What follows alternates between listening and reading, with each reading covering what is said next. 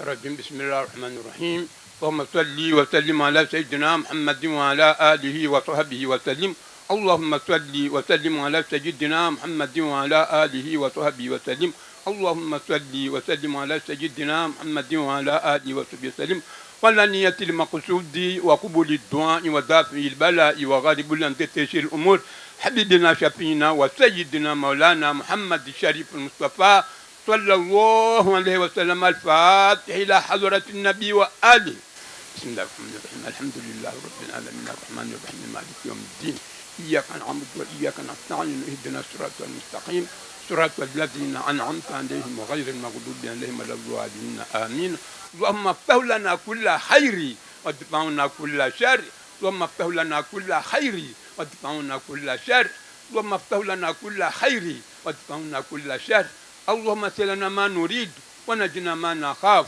بفضلك يا لطيف بحرمة محمد إنك على كل شيء قدير سبحان ربك رب العزة عما يصفون وسلام الحمد لله رب العالمين وجزاكم الله خيرا. Au nom du conseil municipal et à mon nom personnel, je vous souhaite à toutes et à tous la bienvenue dans notre belle commune pour cette cérémonie des vœux. À chacune et à chacun, je présente nos vœux les meilleurs pour l'année 2019. Qu'ensemble, nous trouvons à cette nouvelle année la concrétisation de nos plus belles espérances. Que notre commune connaisse la concorde, la réussite et l'entente qu'elle mérite. Je salue la présence à nos côtés ce jour du sous-préfet M. Dominique Fossat, ainsi que sa collaboratrice, que je remercie personnellement pour l'écoute attentive qu'il réserve à toute occasion à notre collectivité. Je rends hommage ce jour à toutes les forces vives de notre commune qui contribuent à lui donner une réelle dynamique en matière de cohésion sociale. Votre présence nombreuse cet après-midi, que vous soyez du monde associatif, du monde socio-économique, les institutions ou alors à titre privé, démontre bel et bien votre profond intérêt que vous manifestez à la vie de notre cité. Cette cérémonie des vœux est aussi l'occasion pour la municipalité de dresser un bref bilan des opérations et actions et événements de l'année écoulée. L'année 2018 a connu des événements qui nous ont beaucoup marqués. Les mouvements sociaux dus aux problématiques d'insécurité sur fond de lutte contre l'immigration clandestine ont paralysé l'île durant plusieurs semaines. Les essaims de séisme qui ont occupé l'île depuis le mois de mai 2018 et continuent à nous effrayer encore aujourd'hui. L'année 2018 a été également riche en actions et projets innovants pour notre territoire, contribuant en grande partie à l'amélioration de notre cadre de vie. L'environnement. L'inauguration de la mini-déchetterie le 30 septembre dernier à Mtsanga à Dianguizi, marquant notre volonté à préserver notre cadre de vie. Le combat continue.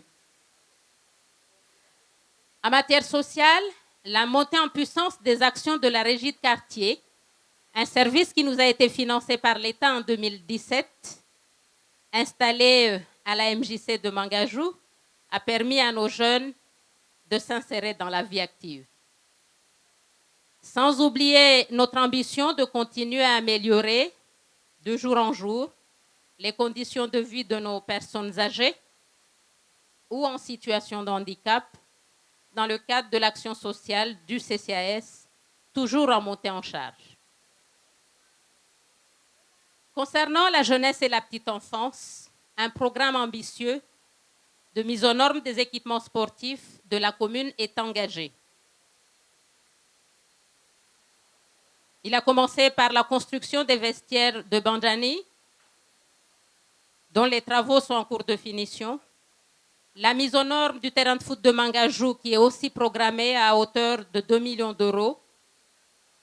La rénovation des 2 plateaux polyvalents de Sada et Mangajou pour un montant de 500 000 euros.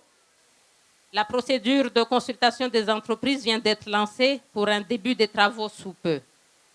Un projet très attendu par la population depuis de nombreuses années, enfin la crèche municipale. Et ce dossier, M. le Fossat le connaît très très bien. Une crèche de 40 places est prévue, financée à hauteur de 2 millions d'euros, dont 70% du financement vient de la Caisse de sécurité sociale, dont nous saluons l'engagement aujourd'hui. Cette crèche sera construite en lieu et place de l'ancienne cantine au sein du groupe scolaire de Bandani. Toujours en matière d'éducation, la mise en place de la caisse des écoles, tout nouveau service à Mayotte, je crois qu'il en existe une, c'est dans la commune de Mamoudzou. Nous avons ici la 2e caisse des écoles de Mayotte qu'on vient de mettre en place avec la nomination de son tout nouveau directeur dans le cadre d'une promotion interne, M. Hamad Amadi, service qui a été créé en 2018. C'est un établissement qui, à l'image du Centre communal d'action sociale, mais du côté de l'action sociale, la Caisse des écoles a pour mission d'assurer une action éducative globale en matière de prise en charge des projets d'accompagnement scolaire, de la restauration scolaire, une politique de loisirs à développer dans le cadre de cette structure. Nous avons l'ambition aussi de numériser toutes nos écoles, faire en sorte à ce que tous les enfants de cette commune s'initient à l'outil informatique. 10 000 euros nous ont été octroyés par l'État pour une expérimentation sur 2 écoles.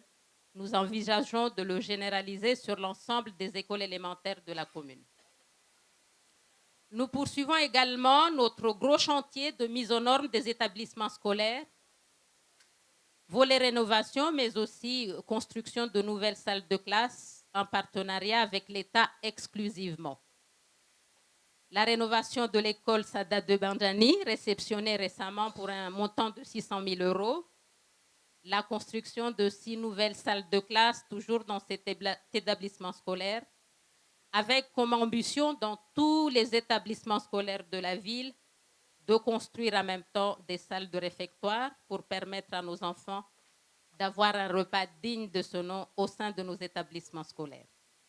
En matière d'aménagement, nous poursuivons notre chantier de rénovation et de protection de nos cimetières, projet estimé à 1 million d'euros sur 2 cimetières sur Sada, financés conjointement par l'État et le département. Enfin, vous avez donc dans le petit livret de bilan de mi-mandat un peu le détail de tous les chantiers entamés depuis 2014.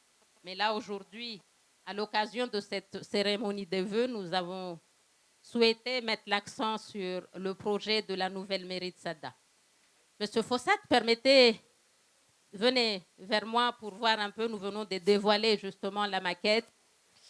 Je ne peux pas tout dire. Venez donc voir la maquette qui a été dévoilée tout à l'heure. J'invite aussi M. Fayard, de co-architecte. Vous n'allez pas vous asseoir, vous commencez une aventure avec nous. Donc, ça commence aujourd'hui. Le groupement co-architecte qui a été choisi par le jury le 10 juillet dernier, le 10 décembre dernier. Donc, vous avez devant vous la fameuse maquette, un bâtiment de 5,6 millions qui est destiné à améliorer les conditions d'accueil des administrés de la commune de Sada, mais aussi de tous les agents de cette commune. Ce projet a été possible et est possible grâce à l'accord enfin de l'État de nous accompagner, mais aussi un emprunt qui a été réalisé par la commune à l'AFD pour un montant de 3 millions d'euros qui sera destiné à financer ce projet d'envergure.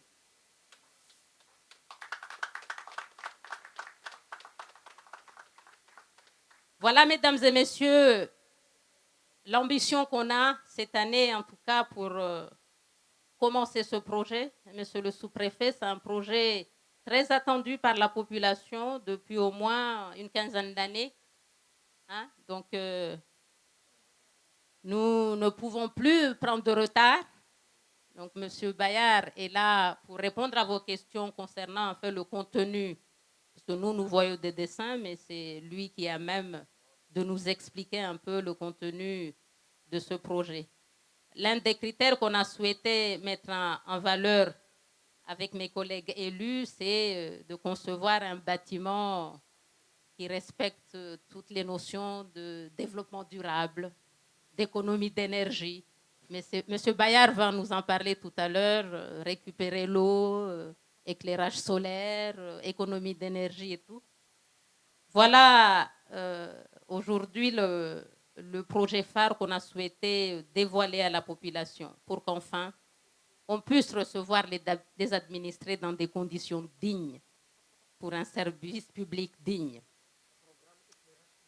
Depuis 2014, nous ne relâchons pas nos efforts, mesdames et messieurs les administrés, pour répondre aux nombreux besoins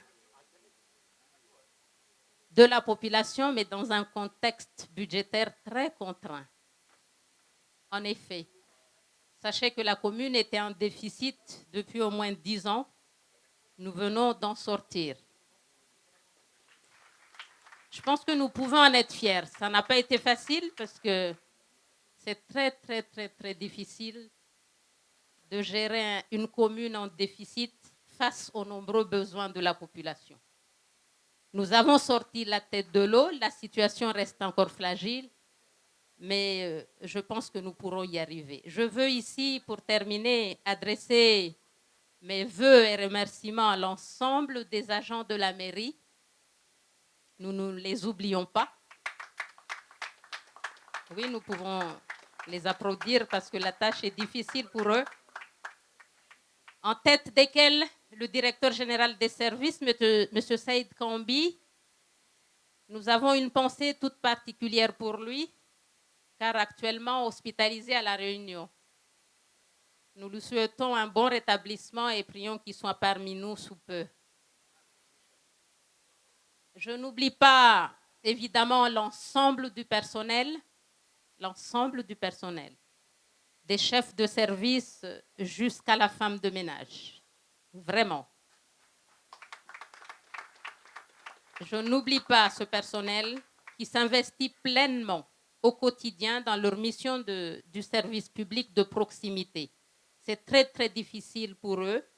Ils travaillent dans des conditions très difficiles, avec des sites de mairie éparpillés dans Sada, entre Sada et Mangajou. C'est très difficile et pourtant, ils y arrivent. Ce personnel mérite autant de considération et d'encouragement. Avec vous, mesdames et messieurs les agents, nous mènerons la commune sur la voie du développement. J'en suis convaincue. Un clin d'œil particulier à notre chargée politique de la ville qui a coordonné l'organisation de cette cérémonie, Madame Asma Issoufou. Elle peut se lever parce qu'elle a eu en charge l'organisation et la coordination de cette cérémonie. Enfin, remercier pas assez l'État, le conseil départemental pour la contribution qu'ils apportent au développement de cette commune. Les adjoints, tous les élus municipaux de leur implication permanente au service de nos administrés. Je profite de cette occasion pour exprimer à ces derniers toute ma sincère reconnaissance pour leur présence, nombreux, leur appui et leur loyauté au cours de ces derniers mois. Merci enfin à vous tous, chers notables, hommes et femmes, entrepreneurs, associations, citoyens, rassemblés ici cet après-midi. Vous êtes chacun à votre place, chacun dans votre rôle, chacun dans votre fonction, des ressources pour notre commune.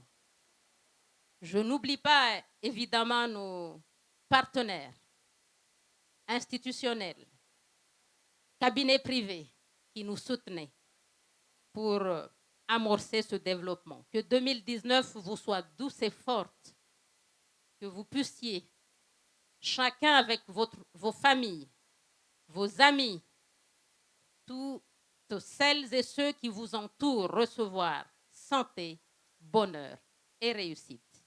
Bonnes et heureuses années 2019 à tous. Maintenant, je laisse la parole à M. Bayard pour nous présenter rapidement cette fameuse maquette et vous donner la possibilité, évidemment, de poser vos questions. C'est le moment, l'après-midi est fait pour ça. Merci à vous.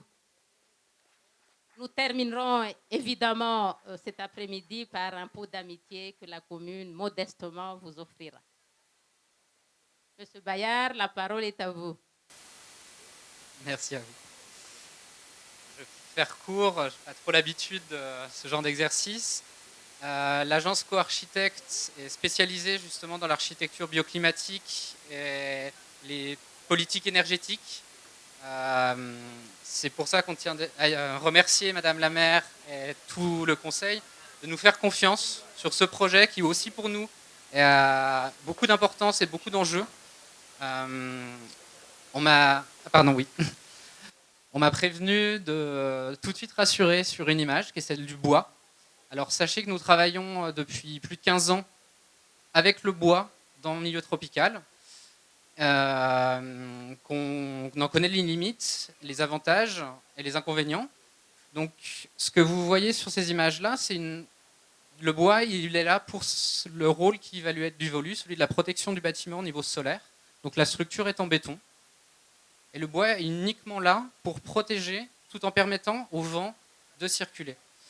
Sans rentrer dans les détails, le programme de base, nous l'avons réimaginer quelque peu en augmentant les surfaces dévolues à l'accueil du public, à l'accueil pour chaque service. Donc il y a tout un réseau de circulation intérieure très ouverte.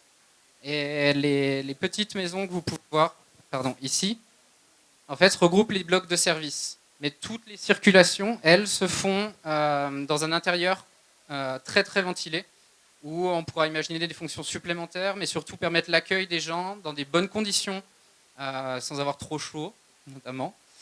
Et l'autre élément que vous pouvez voir, c'est la disparition de la voiture. Alors je sais que ça peut faire peur, même à Mayotte, où tout le monde utilise sa voiture. Dans ce projet-là, on a voulu rendre la place au rôle qu'elle a, le rôle urbain, et tous les stationnements sont sous le bâtiment, pour pouvoir rendre aussi la place à ce qui est important, c'est aux gens. Donc vous pouvez voir notamment la mise en place de choses qui n'étaient pas dans le programme, un pharé, on voit l'utilité ces saisons-là, et énormément de végétation. La végétation joue un rôle très important pour amener de la fraîcheur et de l'humidité, capter l'humidité pour permettre d'être dans des conditions, même en ces périodes-là, d'accueil du public, de travail des personnes dans des bonnes conditions. Et d'ailleurs, tout ce projet, toutes les eaux de pluie sur ce projet-là seront récoltées et permettront d'alimenter toutes les plantations. Donc on va être en circuit fermé sans rajouter de l'eau. On a aussi introduit la possibilité, alors on verra si on arrive à le faire avec les acteurs locaux, notamment EDM et l'ADEME, de produire l'électricité pour le bâtiment directement sur le site. Donc ça fait partie des pistes qui vont être envisagées. Voilà, donc je ne vais pas monopoliser plus longtemps la parole. Si vous avez des questions sur le fonctionnement ou sur l'image, je suis là pour répondre. C'est mon rôle. Merci à vous. Monsieur le préfet, je profite de cette occasion, s'il vous plaît. C'est vrai, la troisième paragraphe de Madame le maire vraiment nous félicite les associations.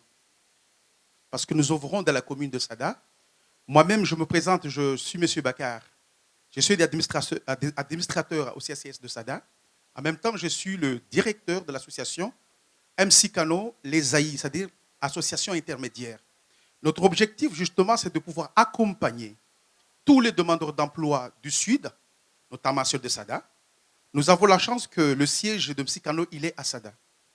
C'est vrai, voyant tous ces projets, il n'est jamais trop tard, mais vraiment, je demande une requête.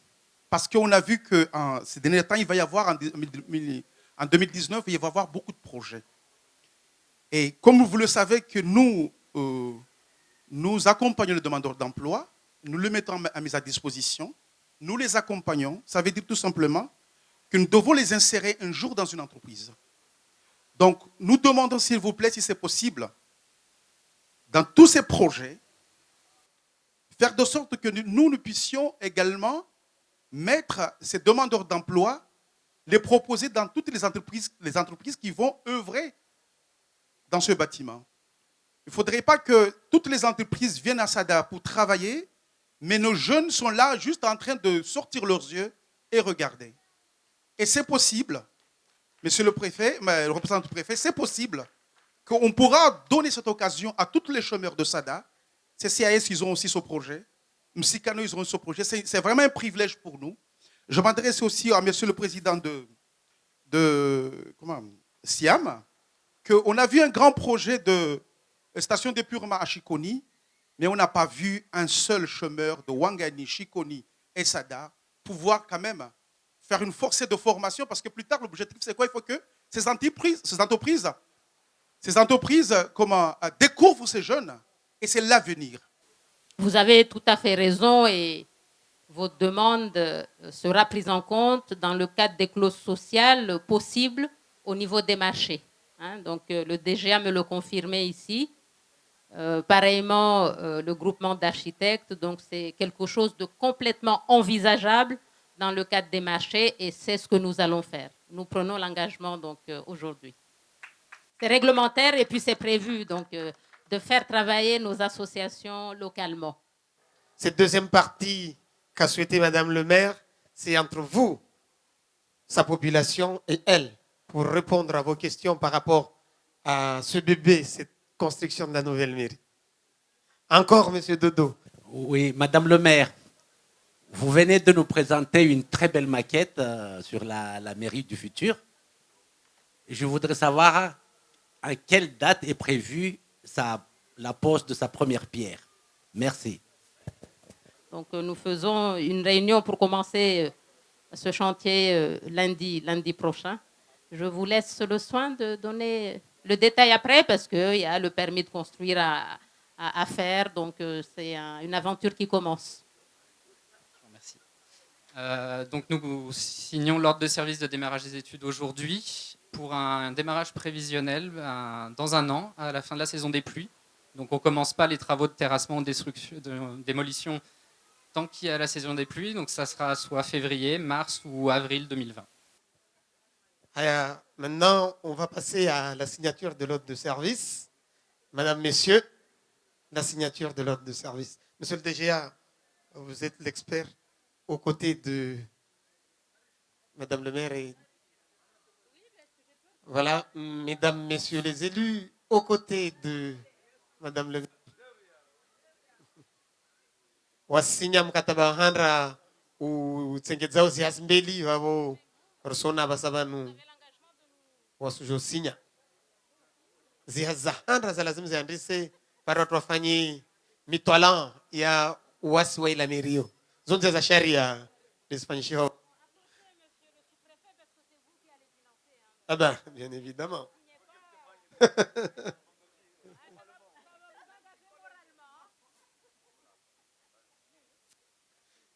Valosinyaudu wasumbelishiziani marahaba nyingi pia wakazirabuzi wa Sada ivilomba mtukuza ila meri tukuza mera tukuza wanu wavotewa mtukuza na watu hazi ivo pia wageni mlawa malagoni hanyu mlishia makazi yanyu nembenze mjomtukuze ya hadhara ya leweni mweze Mungu nambarikini vo mwarwa usheo.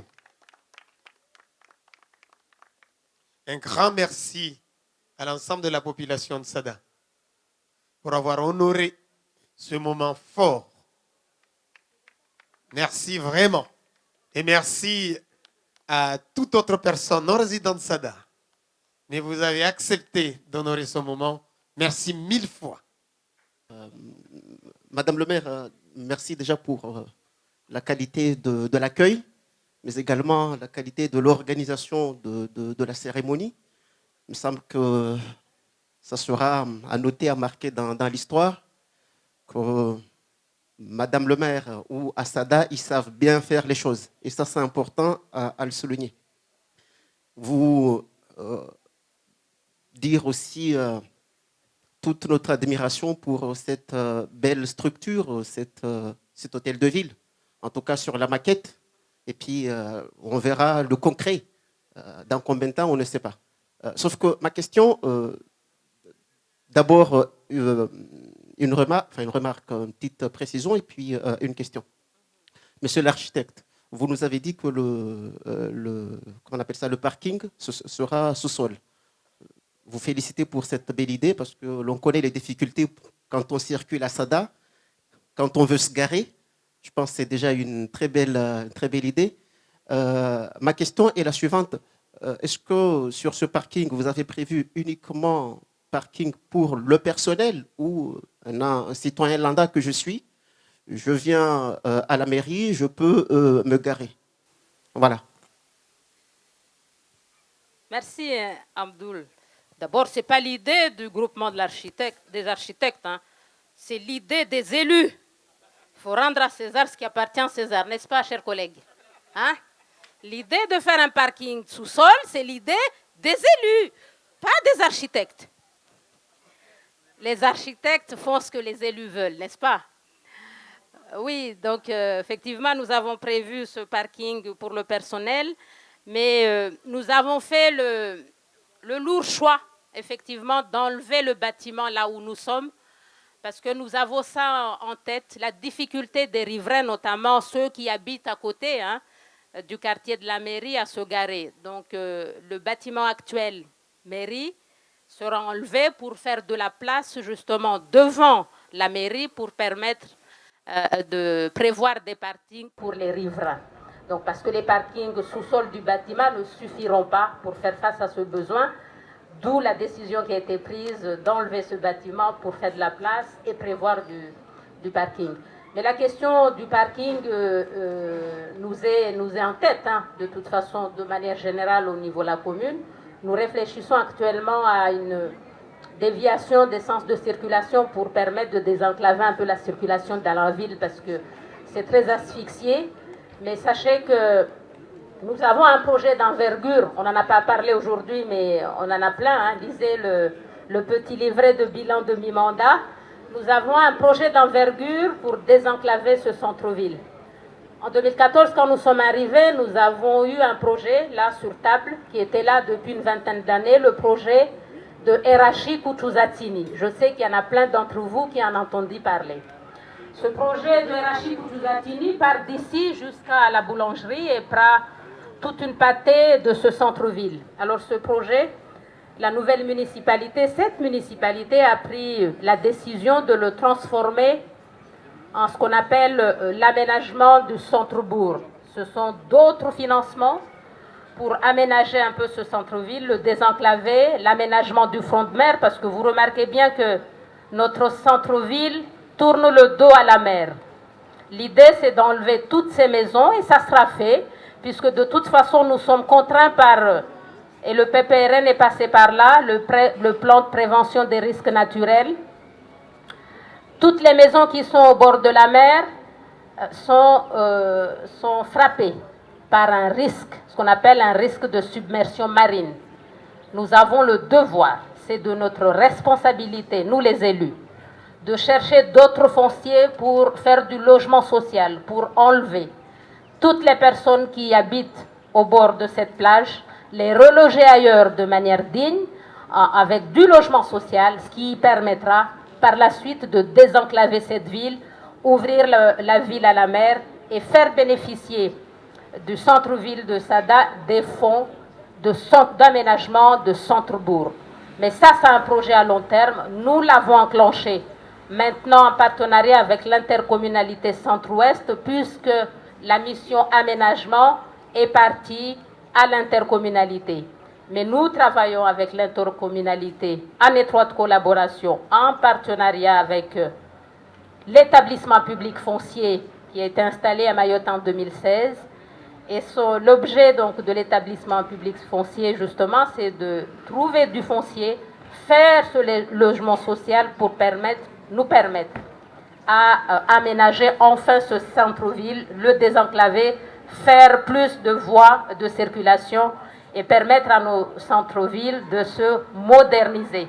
Donc, je sais que l'établissement public foncier a signé il y a 2 semaines, donc, a délibéré sur ce partenariat. Et très prochainement, dans les jours qui vont suivre, là, l'intercommunalité va aussi délibérer pour s'accaparer de ce projet, mais la commune sera là aussi associée pour mener à bien ce projet d'envergure. Mais ce projet se fera si vous nous donnez l'opportunité de le faire, c'est-à-dire un 2e mandat. Il faut dire les choses. Non, mais c'est le projet de Rachid Koutouzatsini.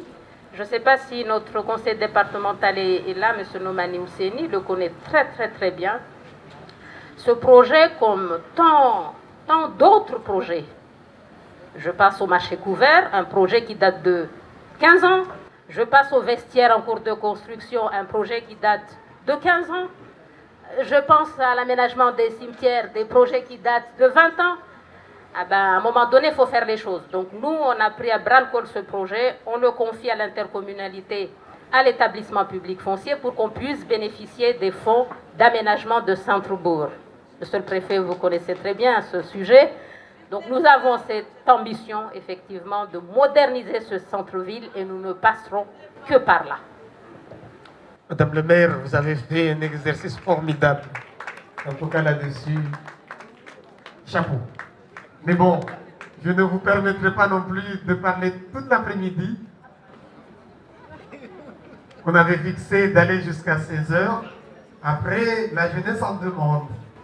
Et nous, on ne peut pas faire une animation sans animation. Donc, s'il y a d'autres questions sur les projets que vous avez lus dans le petit livret, nous sommes là aussi pour ça. C'est pas tous les jours qu'on vous donne l'opportunité de poser vos questions sur les projets que nous menons au sein de la municipalité. C'est aussi l'occasion de vous donner la parole. Nous l'avons fait en février 2018 quand on a fait le bilan de mi-mandat qui a fait l'objet de ce petit livret.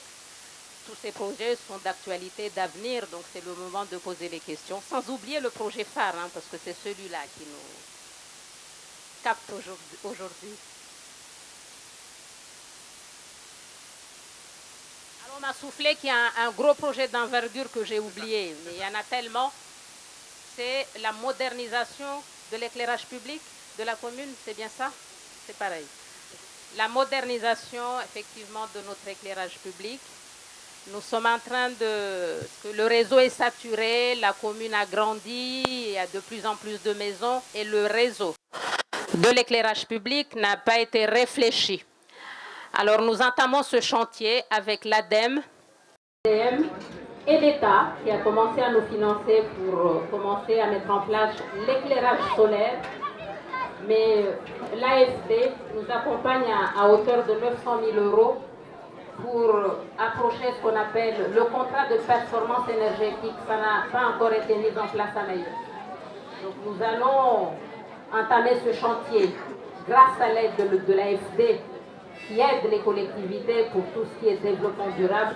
Donc c'est un chantier que nous allons entamer actuellement et nous avons eu le financement puisque dans les 2 semaines qui suivent, nous allons signer la convention, la 2e convention avec l'AFD pour un prêt de 3 millions d'euros, dont 2 millions ce sera dédié à la nouvelle mairie et 900 000 € pour la mise en place de quelque chose qui s'approche du contrat de performance énergétique et miser un peu plus sur l'éclairage solaire.